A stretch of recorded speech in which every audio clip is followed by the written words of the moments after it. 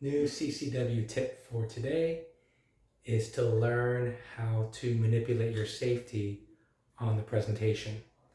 So whether you're carrying a single action only firearm like a 1911 style gun, like a 1911, or a SIG 938 or a 328, or whether you have a safety that you choose to carry, a gun with the safety that you choose to use the safety, whether it's a striker fire or double action only, it doesn't matter.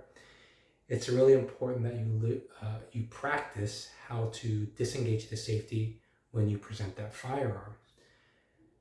So I see a lot of students come to the range with a gun that has a safety, but when they shoot on the range, they are not actually practicing disengaging that safety. Their range session typically looks like they show up to the gun range, they put their stuff on the bench, the safety is off, they load the firearm, they shoot a bunch of rounds, they empty the gun, put it back in the case, and they go on their merry way. That really doesn't translate to how they're going to actually carry that firearm, which in the case of this 1911, it's clear. Single action only, the safety is on, right? And there's no other way that you can safely carry a single action only firearm except with the safety engaged. Again, if you use a different type of action and you have a safety and you choose to carry with that safety on, then you have to practice disengaging that safety upon presentation. And it's something you can do dry fire in your home like I'm doing right now.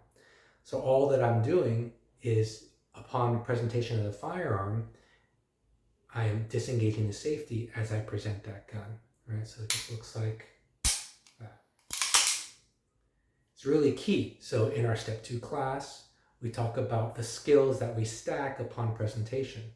That's adding friction to the gun, that's finding that trigger wall, and that's finding that sight picture sight alignment. We just simply add an additional skill of disengagement of the safety.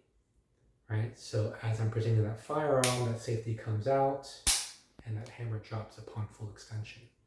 Something else you want to practice is after that hammer drops and your shooting string is done, that you re-engage that safety when you come back to high compression. The last thing we want is to forget to have a loaded firearm, hammer's back, and the safety is not engaged, and then we end up having to run or move or do something else.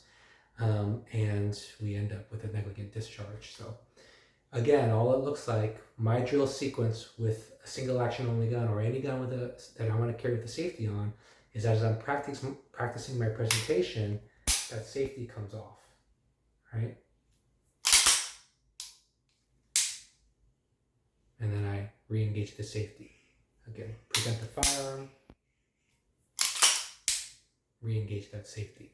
So I'm building that muscle memory. Safety comes off as I present the firearm. Safety comes back on when I bring that into high compression. And that's a standard rule really for any firearm platform. AR-15, shotgun, handgun is the same. The other thing is the grip. So let me show you.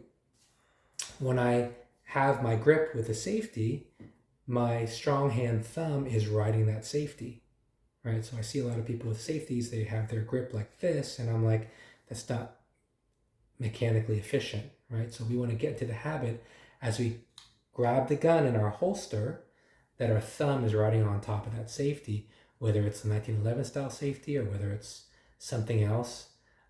Regardless of where it's situated, it's really important that we're able to disengage that safety as we present that firearm and then easily re-engage that safety as we pull that gun back from high compression. So again, I really recommend if you choose to carry a firearm with a safety, you have to practice disengaging that safety upon presentation. Common sense, I know, but you'd be amazed how many students do not actually practice that mechanical function that's essential to the operation of their firearm. I've done it before, so I'm not out here to shame or blame anyone. Just start developing that routine, whether it's dry fire in your home or live fire on the range. Again, we teach this in the Step 2 class. I have an upcoming Step 2 class in August. Hope to see you out on the range. Stay safe, keep training, and God bless.